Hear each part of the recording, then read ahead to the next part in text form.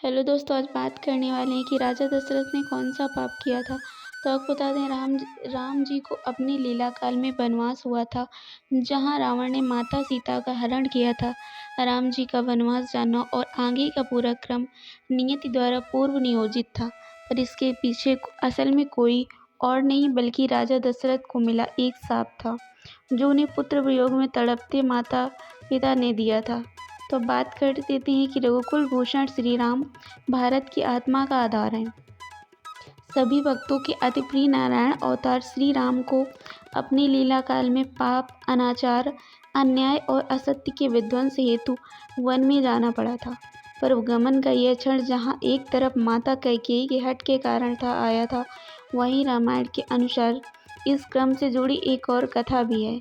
मान्यता है कि प्रभु श्री राम के पिता अवध नरेश राजा दशरथ को यौवन में पुत्र वियोग का शाप मिला था, जिसके फलित होने हेतु ही नियति ने कैकेयी और मंथरा का वह संवाद गढ़ा, जिसके बाद श्री राम को सीता मैया और भ्राता लक्ष्मण सहित राजमहल के सभी सुखों का त्याग वन में जाना पड़ा था।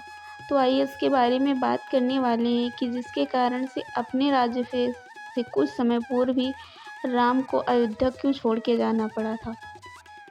बात कर लेते हैं कि शांतनु और उनकी पत्नी। एक समय की बात है जब शांतनु नामक एक सिद्ध महात्मा अपनी पत्नी के साथ धरती पर निवास करते थे। दोनों पति पत्नी धर्मपरायण थे, जिसके फल से उन्हें एक पुत्र की प्राप्ति हुई। माता पिता ने अपने लाडले राजकुमार का नाम श्रवण कुमार रखा। ये पुत्र अपने माता पिता का बड़ा ही आज्ञाकारी था। उम्र के साथ माता पिता ने अपनी दृष्टि खो दी, जिसके बाद पुत्र अपने माता पिता की सेवा में ही अपना दिन खपा देता था। अगर वहीं आगे बात करें तो माता पिता की इच्छा अंधे माता पिता ने एक दिन अपने पुत्र से अपनी इच्छा व्यक्त करते हुए कहा, बेटा, हम दोनों की तीर्थ यात्रा पर जाने की इच्छा है, क्या तुम हम दोनों को पुण्य तीर्थों के दर्शन करवाओगे।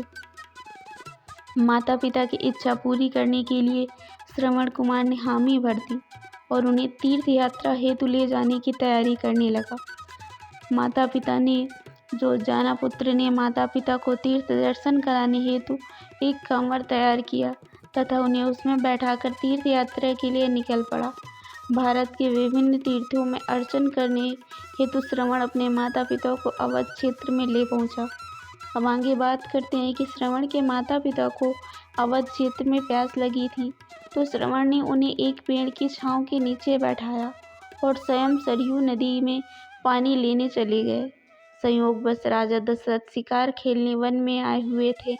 जैसे ही श्रवण कुमार ने सरयू में जल भरने हेतु लोटा डुबाया, उसने स्वर ने राजा दशरथ का ध्यान अपनी ओर खींच लिया।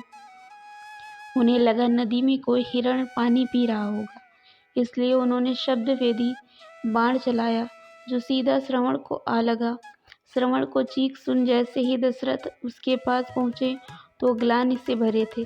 उन्होंने ग्लानि के स्वर में श्रवण को अपना परिचय देते हुए उससे क्षमा याचना की, जिसके उत्तर में श्रवण बोला, हे राजन, मेरे माता पिता पास के एक पेड़ के नीचे बैठे हैं, उन्हें प्यास लगी है, कृपया कर आप उन्हें जल पिलाकर उनकी प्यास बुझा दीजिए। ये कहते हुए श्रवण ने राजा दशरथ के हाथों में प्राण त्याग दिए। अगर बात करें तो राजा दशरथ श्रवण कुमार की हत्या से काफ़ी दुखी थे, परंतु हिम्मत कर वो श्रवण की अंतिम इच्छा को पूर्ण करते हुए जल लेकर उनके माता पिता के पास गए। माता पिता राजा दशरथ के स्वर से ही पहचान गए कि वो उनका पुत्र नहीं था। उन्होंने कुपित होकर राजन से अपने पुत्र का पता पूछा, जिसके बाद राजा दशरथ ने रोते हुए सारा हाल कह सुनाया। अपने पुत्र की मृत्यु की खबर सुनकर उन्होंने राजा दशरथ को शाप दिया, जिस तरह हमें पुत्र वियोग हुआ है, यही परिस्थिति तेरे संग भी बनेगी। तू भी अपने पुत्र के वियोग में हमारी ही तरह प्राण त्याग देगा। यह कहते हुए श्रवण के माता पिता ने अपने प्राण त्याग दिए, परंतु उनके शाप के फल से ही राम जी के वियोग में राजा दशरथ को प्राण त्यागने पड़े थे। तो अगर स्टोरी पसंद आई हो तो एक लाइक ज़रूर करिए।